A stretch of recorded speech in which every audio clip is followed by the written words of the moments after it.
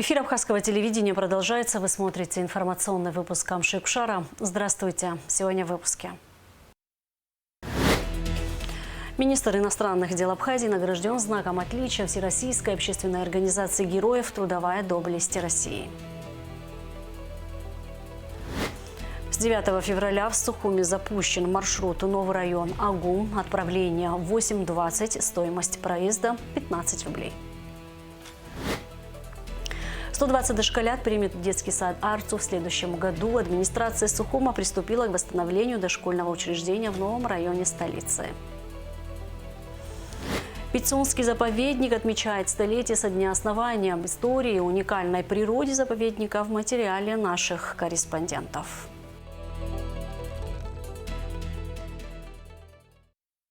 Бадрагунба подписал указы о назначениях. Главой администрации города Сухум назначен Тимур Агрба. Главой администрации Чимчевского района Алхас Каце. Гулрыбского района Саид Харази. Галского района Константин Пиля. Главой администрации Сухумского района Алхас Читанава. Главой администрации Гагрского района Юрий Хагуш. Главой администрации города Новый Афон Тимур Отрба. Главой администрации города Пицунда Агрба Рустам.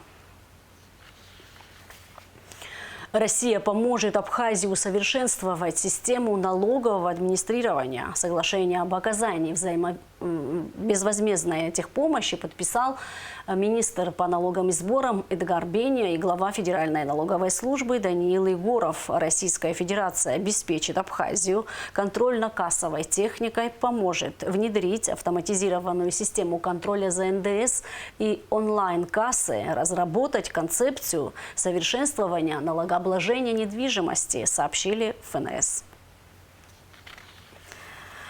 451 миллион 82 тысячи рублей налоговых платежей поступило в бюджет Абхазии за январь. Выполнение прогнозных показателей составило 127%. План перевыполнен по всем районам республики. Наивысшие показатели у Галского района 208%, наименьшие от Корчалского 111%. Министр иностранных дел Абхазии Олег Барцыц награжден знаком отличия Всероссийской общественной организации героев. Кавалеров государственных наград и лауреатов государственных премий «Трудовая доблесть России». Министру также вручили почетную грамоту за активное участие в судьбе Родины. Особые заслуги в труде, патриотизм и вклад во славу России. В нынешней ситуации, где столько много вызовов и угроз, очень важна работа министров иностранных дел, потому что с дипломатией можно решить очень многое.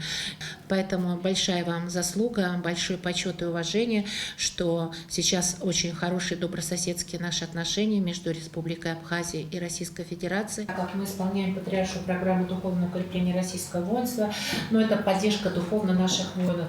И ваша, конечно, героическая, легендарная, известная уже всем пятнашка. Это ребята-герои, это ребята, которым просто нет слов даже выразить благодарность и низкий поклон, что взрастили таких великих сынов Абхазии. Спасибо вам большое. Хочу, конечно, поблагодарить вас сердечно и нашего замечательного соотечественника, отца Игнатия, за ту подвижническую деятельность, которую вы проводите. Для нас это важно, и, конечно, для меня это особая честь, что наши скромные заслуги на ниве дипломатии отмечены нашими российскими друзьями. У нас действительно сложилось очень эффективное и высокое взаимодействие. Уже 2 встречи прошло с моих встречи с министром иностранных дел, выдающимся дипломатом современности. Хочу это подчеркнуть, моим глубоко уважаемым коллегой Сергеем Викторовичем Лавровым. Идет взаимодействие и по другим линиям.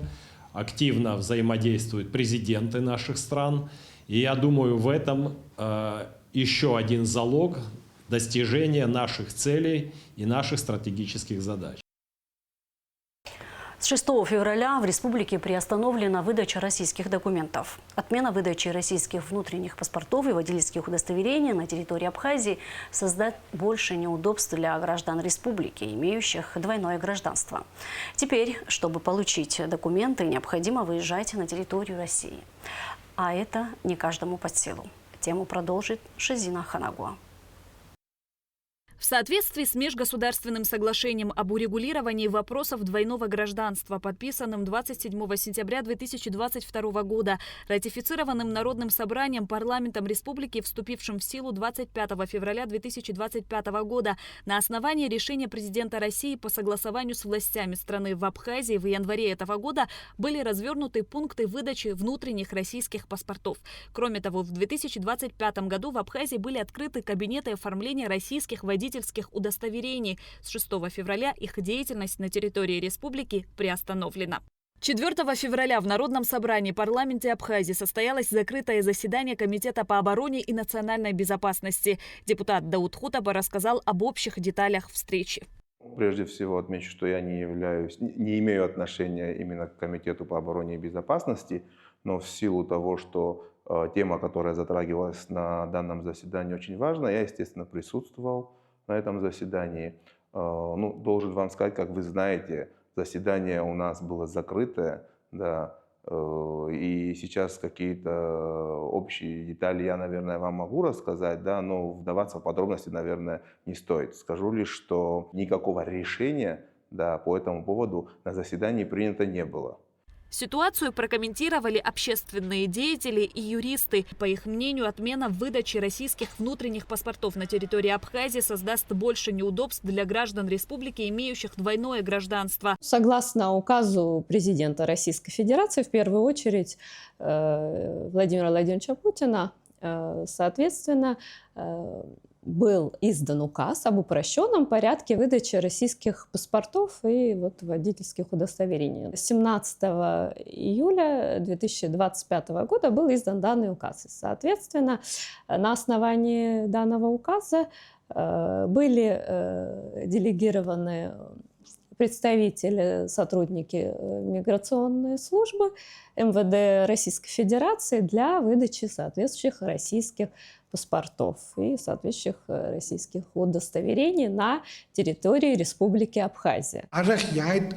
Специалист из банда обрие кушахатра рабхеги пснахады урспылахады бахани рыман. Ара элбака дара харакниха нубусхан.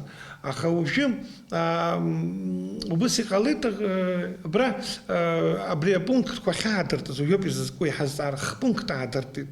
Выносва я хайшаман шала зопи шикарца закум зарабра сара джарак сгехуцрака гик хамам зарги абснапи суверенитет лахаркоп элаг юнуцка пиуско элахка бхабра адзу бриха кусима замыства имя гимацам. Помощник президента по международному сотрудничеству Сергей Шамбо отметил, что это была законная процедура, предусмотренная договорами. Российское гражданство, по данным посольства, имеют около 190 тысяч жителей Абхазии. При этом у большинства из них нет внутренних паспортов Российской Федерации, что ограничивает их доступ к государственным услугам и социальным льготам. Теперь получение паспорта возможно только на территории России и потребует уплаты госпошлины в размере от 4 до 6 тысяч рублей и личного обращения в российские органы.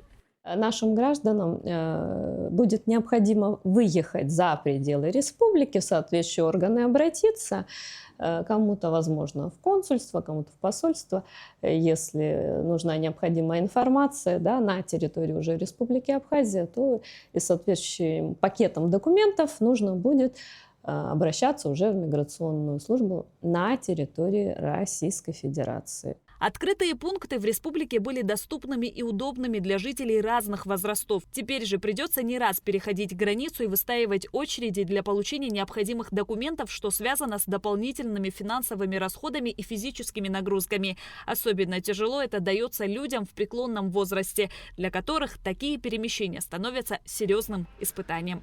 Шазина Ханагуа, Камила Джопо, Лилиан Маршан, Абхазское телевидение. Ключевые направления развития сотрудничества между Абхазией и Россией, включая совместные проекты и инициативы для поддержки предпринимательства, обсудили президент Торгово-промышленной палаты Абхазии Нар Ладария и председатель комитета по предпринимательству в сфере медиакоммуникации Краснодарской ТПП Елена Ретинских. Стороны подтвердили важность действующего соглашения и наметили шаги по организации мероприятий для деловых кругов. Во встрече также принял участие российский деятель культуры, кинопродюсер Эдуард Суворов. Ровно 100 лет исполнилось со дня основания Пицунского заповедника. 9 февраля 1926 года Пицунская сосновая роща была объявлена государственным заповедником. А в 1966 году к Пицунскому заповеднику был присоединен и Мюсерский. Об истории создания и уникальных природных ресурсах заповедника в материале Адицы Сагария. Пицунда-Мюсерский государственный заповедник – единственный заповедник Абхазии, который находится в прибрежной зоне. На его территории произрастает более 800 видов растений, 20 из которых занесены в Красную книгу. Также заповедник известен своими природными и архитектурными достопримечательностями. Самое главное для нас сейчас – это максимально распространять информацию о том, что этот заповедник – уникальный памятник природы. Мы хотим, чтобы жители Абхазии знали о наших богатствах, чтобы были вовлечены в эту интересную работу. Мы хотим популяризировать краснокнижные растения, которые у нас насчитываются в количестве 22 штуки. Мы хотим распространять через экоматериалы эти знания, поэтому ведем большую просветительскую работу. Заповедник расположен на южной оконечности Пицунского полуострова и на высокогорных землях Мюсерской возвышенности, отсюда и двойное название. Площадь природоохранной территории составляет 3770 гектаров, большая часть занята лесами. Кроме лесных массивов в заповеднике есть поляны, ущелья, каменные россыпи и песчаные пляжи. Оба участка, Пицунский и Мюсерский, имеют практически однотипный субтропический климат, характеризующийся достаточно высокой влажностью, теплой зимой и умеренно жарким летом. Наша роща славится тем, что доминанта этого леса, сосна пицунская, реликтовый вид, который образовал очень ценный подлесок. У нас в заповеднике собрано большое флористическое богатство, которое сохранилось до наших дней со времен доледникового периода. На территории Пицунского мыса испокон веков росла редкая пицунская сосна, которую люди нещадно вырубали на протяжении нескольких веков. Исследователи кавказских лесов постоянно ходатайствовали об усилении охраны сосновой рощи и добились того, что в 1910 году Пицунский мыс официально стал считаться памятником природы. Основное направление нашей деятельности – это охрана территории, просветительская деятельность, научно-исследовательская деятельность. И мы до сих пор занимаемся этими работами в немного суженных масштабах, конечно, но тем не менее этот памятник природы сохранился, и мы продолжаем его защищать. После прихода в Абхазию советской власти в 1926 году был создан Пицунский сосновый заповедник, площадь которого тогда составляла немногим около 200 гектаров. Со временем в 60-х годах 20 века к нему были присоединены территории Лидзавской, Нагорной Дубравы и Мюсерский заповедник, основанный в 1934 году. С момента образования Пицунда-Мюсерского заповедника в 1966 году в этом заповеднике работали самые выдающиеся ученые этой отрасли из Абхазии, которые оставили большое наследие для нас. У нас есть полное таксационное описание, у нас все деревья пронумерованы, имеют каждый свой номер, описана была полностью их судьба, велся строгий учет. Санитарное состояние леса поддерживалось на высочайшем уровне, проводились различные исследования, проведен учет леса, проводились лесовосстановительные работы. Есть огромная база, с которой мы сейчас работаем и на которой мы сейчас равняемся. Флора и фауна заповедника богата. Сегодня на Пицунском участке заповедника уникальная сосновая роща растянулась на 7 километров вдоль Черноморского побережья, занимая 102 гектара площади. Кроме этого, реликтового леса на 63 гектарах участка растет не менее ценная самшитовая роща и на 40 45 гектарах расположено прекрасное озеро Инкит, глубина которого составляет около 6 метров, ширина примерно 500 метров, а длина 1150 метров. Вторая мюссырская часть заповедника не менее живописна. Она находится на берегу Черного моря. Поднимающиеся высоко к небу отвесные каменно-известняковые террасы, резко обрывающиеся прямо в морскую пучину, представляют собой зрелище удивительной красоты. На этом участке протекают и горные реки Ряпша, Амбра и Мюссера. Огромная часть территории покрыта лесами, в которых растут дубы, восточные буки, грабы. Есть там и пицунские сосны, земляничные деревья, каштаны, ольха и лапина. Средний возраст деревьев 90 лет. Богат заповедник и другой растительностью. Рододендроны, шалфей, ладаник, колхидский плющ. Сегодня в Пицундо-Мюссырском заповеднике можно встретить ястребов, коршунов, кавказских уларов, куниц, белок, косуль, средиземноморских и болотных черепах, а также занесенных в Красную книгу змей. Помимо природных достопримечательностей, на заповедных землях есть и археологические памятники, остатки древнего поселения и храма, датируемые 1 и 4 веками нашей эры. Адис Сагари, Адам Ирдженя, Абхазское телевидение. Студенческий автобус по маршруту Новый район Агу запустили в Сухуми. Транспорт будет курсировать в одну сторону ежедневно в 8:20, кроме праздничных и выходных дней. Маршрут начинается на пересечении улицы Аргун и Гумистинской у ресторана «Абырлаш». Стоимость проезда – 15 рублей. Вместе со студентами до Агу поехала Аэлита Арутюнян. В 8:20 утра автобус, следующий по новому маршруту, будет отходить от ресторана «Абырлаш» в Новом районе и доставлять студентов в Агу. Благодаря нововведению теперь молодые люди быстро и без пересадок смогут добираться до места учебы. Каждый день будет ездить автобус в Агу. Это очень удобно и близко к дому. Я сначала ехала на рынок, потом с рынка уже в Агу. Я планирую каждый день так ездить, потому что это намного удобнее. Изначально я увидела в Инстаграме пост, и мне прислал отец, сказал, вот, езжай. Но я поняла, что мне будет так легче добираться, и вот так ехать. Но я планирую каждый день ехать на этом автобусе.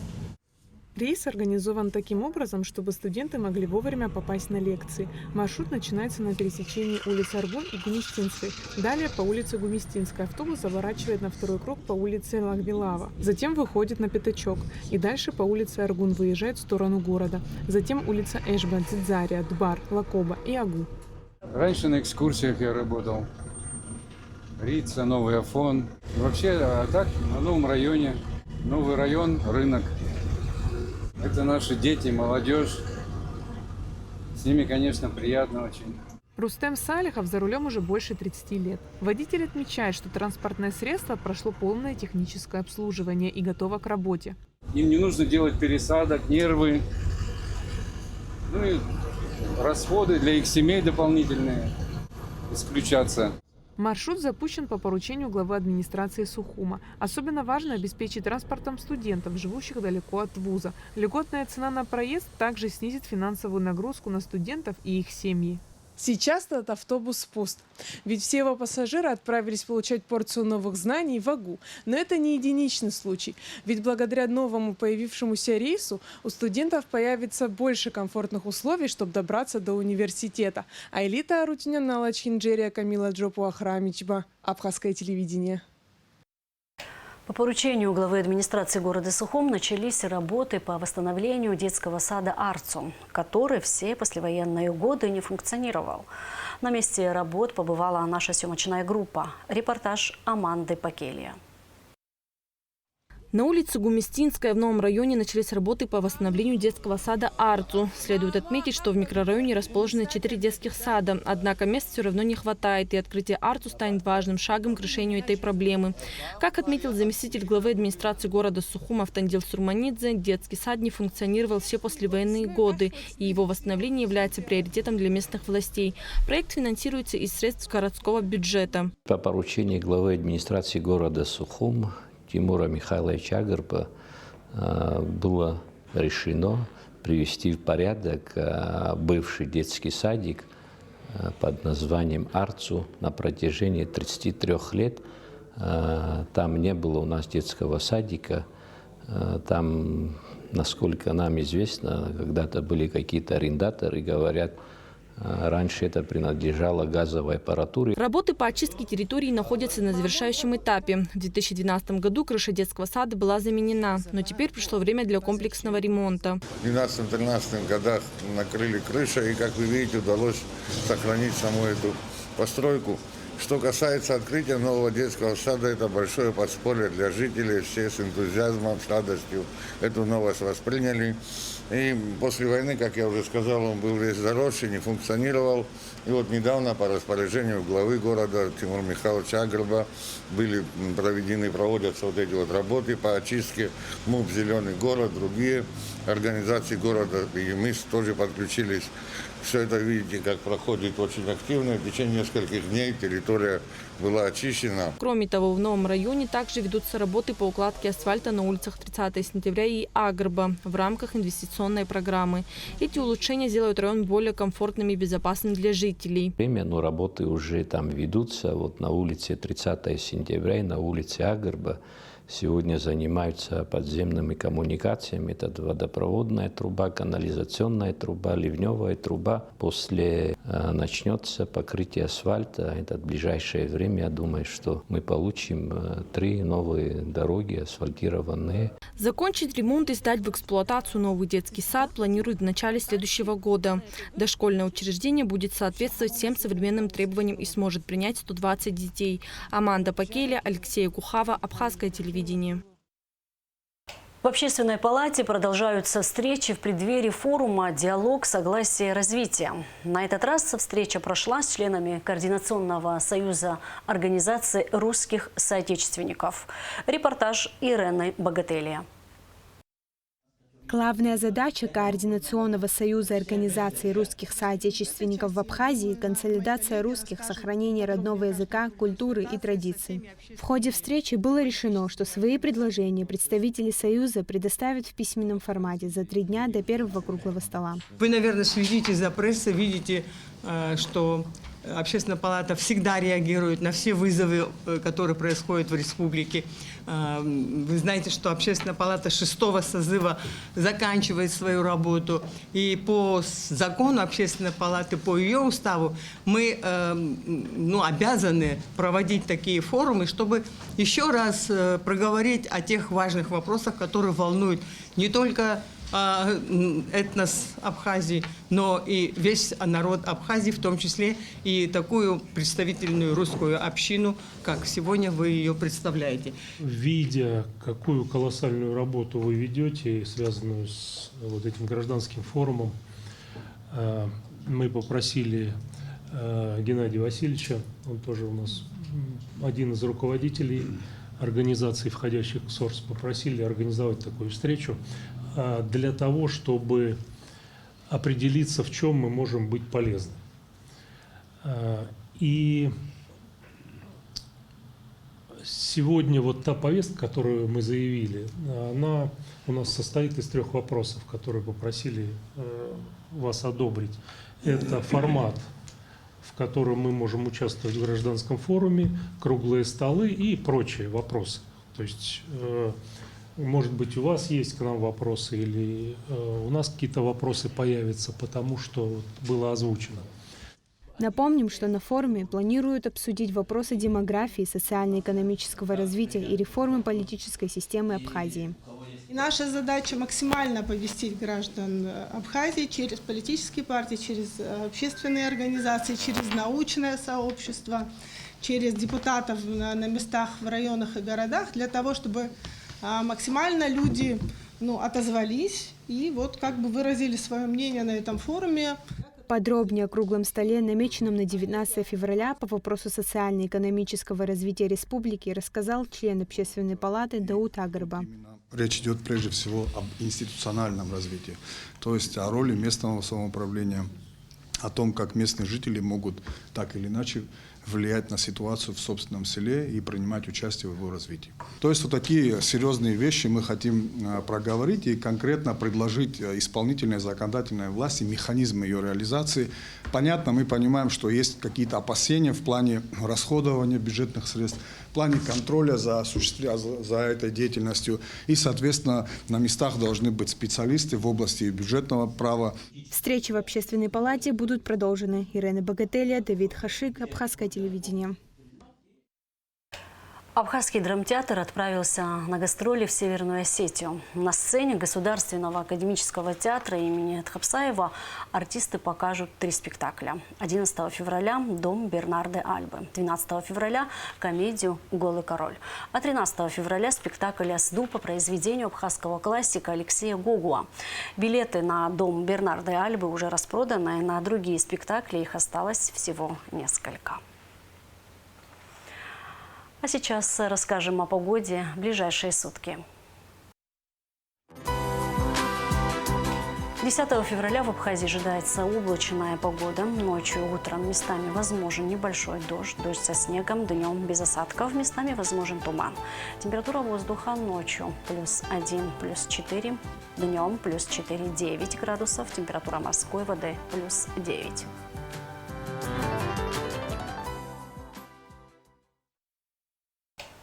На этом наш выпуск завершен. Всего вам доброго. До встречи в эфире.